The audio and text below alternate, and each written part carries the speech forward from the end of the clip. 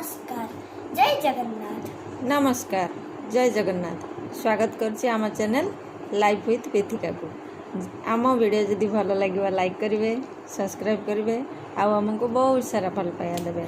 जो मैंने आम चैनल को सब्सक्राइब कर सारी से बहुत बहुत धन्यवाद। आउ जो मैंने आम चैनल को सब्सक्राइब करना से जल्दी जल्दी जातु लाइफ विथ बेथिका को सब्सक्राइब करूँ। समस्ते भलरे रुहतु, खुशी रुहतु, आउ सुस्थ रुहतु। चलतु स्टार्ट करवा आज रेसिपी। चलते स्टार्ट करवा आज रेसिपी। आज मु बनाऊँगी पोई कखारू आलू मसूर चिंगुड़ी माछ। से मुझे परिवा गुड़ा नहीं जाइए। चिंगुड़ी माछरे लुण हलदी देकी टिके भाजी देइछि। एठी मु कड़ाई बसई, कड़ाई तेल गरम हो गला। पोईटा को आगे टिके भाजी दूसरी। पोईटा हल्का भाजी हो गला पर कखारू आलू तापरे धोईकी मसूर डाली दे दूसरी।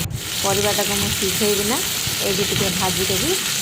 लुण टिके हलदी टिके देकी हालका टिके भाजी देवी। देखिपे ये भाजी देती भजा आमर हो गला। एथर मु बाहर करदेवी। तापर कड़ाई टिके मु तेल देइछि। तेल देकी एथिरे मु दउछि तेजपत्र, सुखिला लंका, पंच फुटण। फुटणटा भल भाव फुटिगला मुझे हलदी गुंड दूसरी, कारण मसला देवी, मसला छिटकनी। ये मु मसला नहीं कंचा लंका, अदा, रसुण, पियाज, टमाटो सब मु ग्राइंडिंग कर देइछि। हलदी गुंड दूसरी, रेड चिली पाउडर, स्वाद अनुसार लुण। मसलाटा आमर अधा अधा हो गला। ये देखिपे मसला आमर अधा अधा रेडी।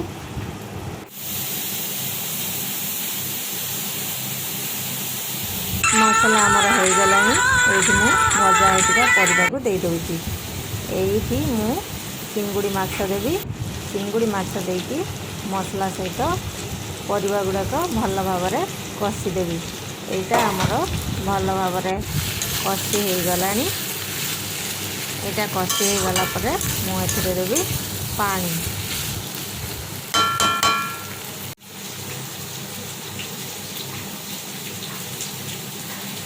मसला सहित परिवा मोर कषि हो गला। ए दूसरी मु पानी।